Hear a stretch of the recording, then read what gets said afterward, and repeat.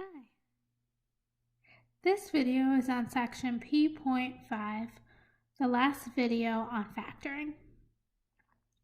Let's take a look at some special cases.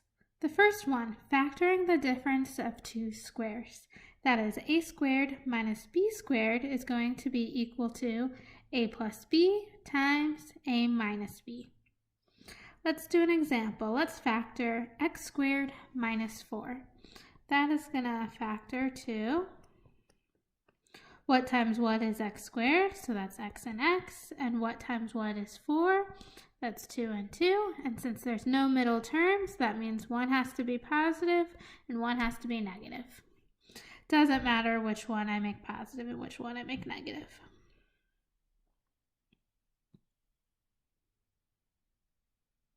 Let's take a look at the next special case, factoring perfect square trinomials. Two formulas: if I have a squared plus 2ab plus b squared, that's equal to a plus b all squared.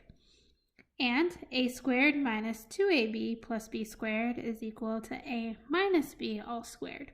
You can use these two formulas, or you can do normal factoring that I've done in previous videos. So if I want to factor x squared plus 6x plus 9, I can think back to my previous video what two numbers multiply to 9 but add to 6. And so just normal factoring. My two numbers that multiply to 9 and add to 6 is going to be positive 3 and positive 3.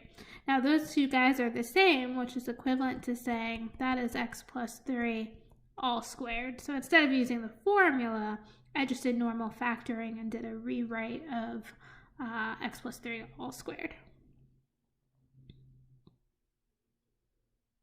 Let's take a look at factoring the sum or difference of two cubes. Now, if you were going to memorize any formulas, these are the two to memorize. There's no other easy trick of factoring other than knowing these two formulas for factoring cubics. So it's a cubed plus b cubed equals a plus b times a squared minus ab plus b squared. Or we have a cubed minus b cubed, which is a minus b times a squared plus ab plus b squared. So let's take a look at this example. X cubed plus 8. The first thing I'm going to do is rewrite that so I can figure out what my a and b are. And so first one is easy, x cubed plus, but what can I write cubed that is equal to 8? And that would be 2 cubed equals 8. So that means my a is x and my b is 2. And now I can follow the formula.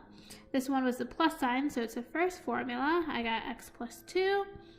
And then I have x squared minus a times b, which is 2x, plus b squared, which would be 2 squared, which is 4.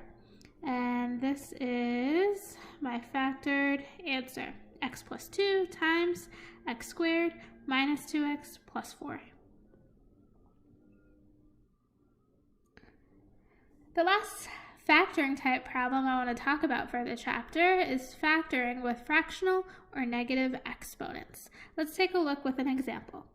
I have x times x plus 1 raised to the negative 3/4 plus x plus 1 raised to the 1/4. This is going to be normal greatest common factor problem. I see that both terms on the left and the right both have an x plus 1. So x plus 1 is going to come out. Now remember, when I take out something with an exponent, I always take out the smaller exponent. So I have negative 3/4 and 1/4. Obviously the negative number is smaller, so negative 3/4 is going to come out. And now I'm going to use a big square bracket for clarity. I need to write my leftovers. So I have to think to myself, x plus 1 raised to the negative 3/4 times what gives me x times x plus 1 raised to the negative 3/4. So the only thing missing there is an x. Plus.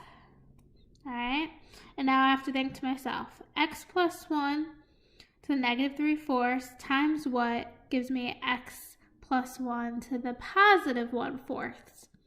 Alright, so remember, when I have the same base, my exponents are going to add. So really I have to think to myself, negative 3/4 plus what gives me 1/4?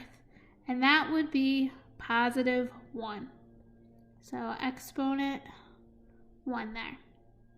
All right, and then we're pretty much almost done, just a little bit of simplifying.